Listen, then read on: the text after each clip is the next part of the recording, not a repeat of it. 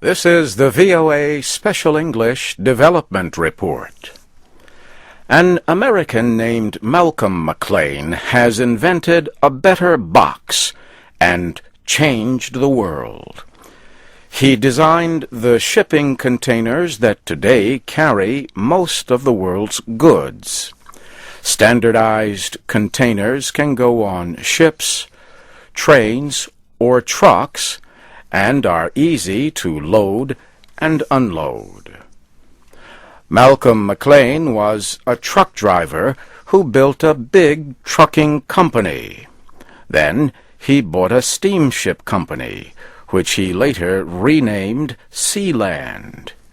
He launched his idea in 1956 using an old tanker. Malcom McLean died in 2001, but his work lives on, and not just for moving and storing goods. Surplus containers have found use as offices and housing.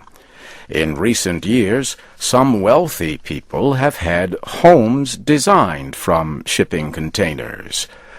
But containers also are being used for emergency shelters and to shelter the homeless.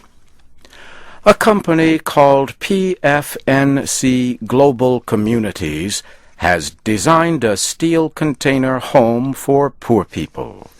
It has 30 square meters of space with a sleeping area, a bathroom, and a kitchen. It also has connections for electricity and water and special paint to help protect against the sun's heat.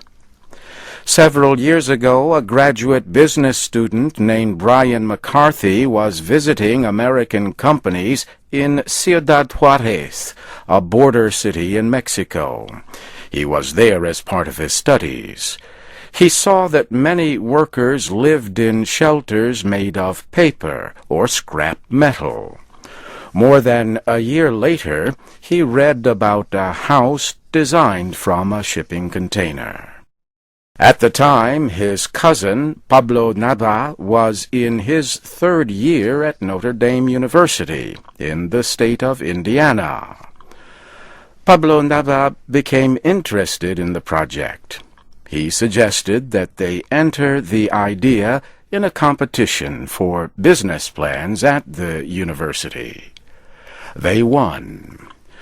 With Pablo Nava and two others, Brian McCarthy established PFNC Global Communities to build the container homes. PFNC stands for the Spanish words Por fin nuestra casa, or, finally, a home of our own. The company now operates in the American state of New Mexico, but will move to Juarez soon. The sample home is 12 meters long and about 2.5 meters in width and height. The kitchen has a stove to cook meals and a refrigerator to keep foods cold. Children and adults have separate sleeping areas. The company hopes manufacturers in Ciudad Juarez will buy the homes for workers and their families. PFNC wants to keep the price below $10,000. And that's the VOA Special English Development Report, written by Geraldine Watson.